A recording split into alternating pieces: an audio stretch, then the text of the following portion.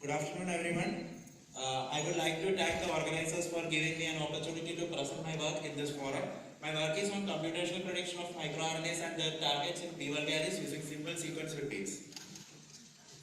So, as everybody knows that microRNAs are small non-coding RNAs. They are approximately 21 nucleotides in length, and they play a very important role in regulating various biological processes, from development to defense in plant systems. And also this regulation is happening in two levels. One is by target mRNA degradation or translational regression. So why did I choose P. vulgaris as my plant? Because it is one of the most important plant, and it is used as a food as well as a fodder, and it is of very high nutritional value, and it also helps to enhance the soil facility use by nitrogen fixation. In spite of these facts, there are only 8 microRNAs of P. vulgaris reported in Merbase 20. So it will be very interesting to look into interesting to predict the microRNAs of P. vulgaris. So we followed the traditional methodology used in prediction, and in this methodology we take the EST and GSS sequences of P. vulgaris and the non-miRNAs from other species. We have blasters the non-miRNA sequences with the EST and GSS sequences, and whenever we get a match from the matching region, we took 200 nucleotide upstream and downstream. And from these sequences, for these sequences, we predicted the secondary structure using RNA fold, and those structures which satisfies the criteria of AU content and MFEI were designated as microRNA. Also, there should not be any mismatch between. There should be less than 6 mismatch between the miRNA and miRNA star region in the secondary structure. When coming to the results, you can see that we were only able to predict 26 microRNAs of P. vulgaris using this traditional computational method. But this is very less, and these microRNAs are belonging to 15 microRNA families. This number of prediction is very low. When we look into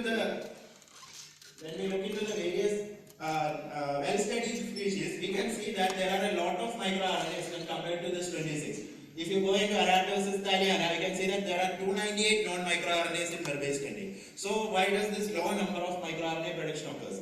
So we went into the literature and checked for the number of microRNAs predicted by this computational strategy for other plant species. In all the cases, we can see that the number of predicted microRNAs is very low, and when we look into the distribution of microRNA length, we can see that the predicted microRNAs lies in a very small region of the length distribution as well as the MFEI range. This is because in the traditional computational strategy, we are actually restricting the values to a particular range instead of taking the entire region. So the solution is to use the 99% probability region in which the length, MFEI and AU content lies. And when we look into the different class of small RNAs, we can see that the microRNAs has a distinct MFEI value, but in spite of this fact, we are getting a large number of false positive. This is because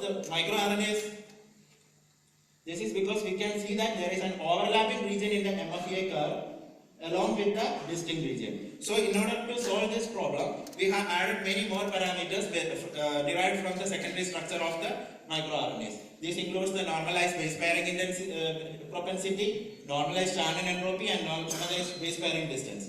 Even after adding these many parameters, we have found that the number of false positives is still high. In order to reduce that, we looked into the literature. We have found that in microRNAs also small sequence repeats exist. So small sequence repeats are 126 nucleotide length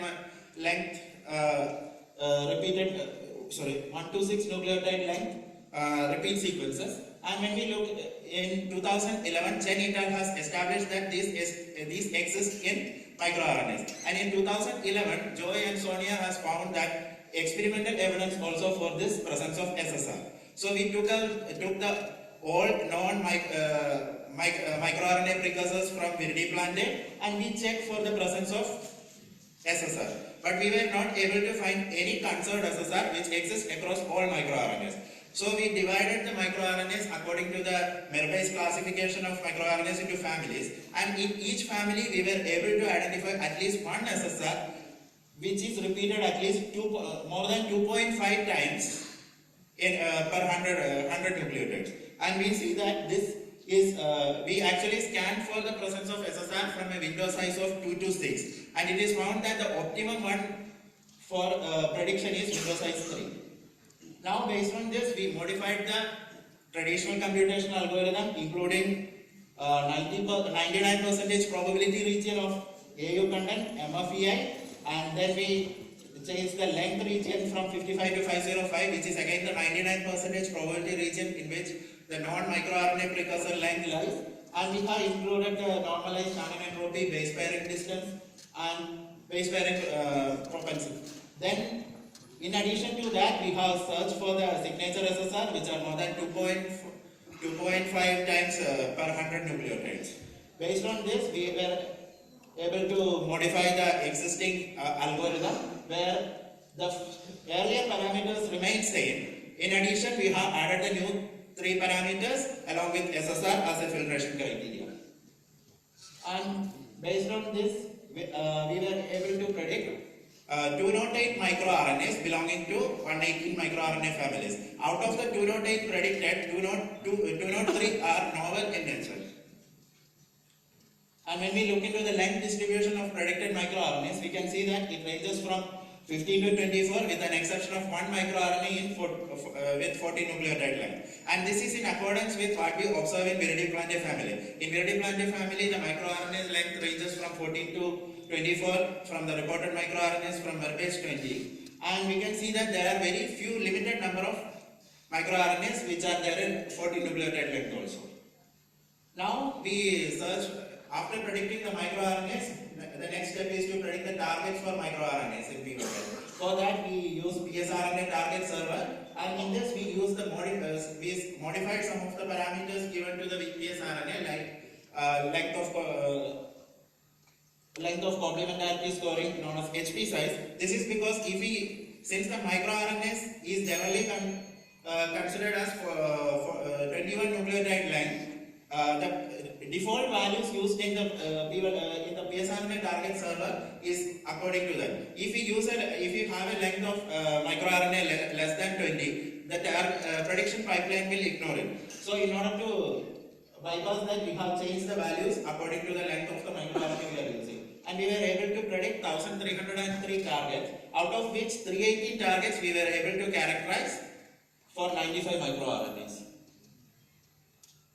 So these are some of the targets I am showing, and these are some of the targets which we observed, and we can see that these targets, when we search in other plants, these are the targets we have obtained for a particular microRNA, same target that has been reported in literature for other plant species. For example, MIR171, it is acting on a transcription factor, which is again reported in Arabidopsis and Oryza sativa in literature, that this microRNA targets this particular protein. So, concluding my work, I have predicted the microRNAs for P. vulgaris using traditional computational approach, and we were able to only predict 26 microRNAs. Then we have established that the traditional computational method is ineffective in predicting the large number of microRNAs in plant species. So we have developed a new prediction algorithm, and we were able to predict 208 microRNA, of which 201 are novel. And we were able to predict 318 targets for 95 of these microRNAs. And I would like to thank my supervisor, Dr. Ranjit Prasad Bahadur, and Dr. Jolie Basant from Assistant Professor, Department of Biotechnology, Vishwabharati. I would also like to thank my colleague Amal Thomas and other lab members. And I would like to thank IIT Kharagpur for the funding.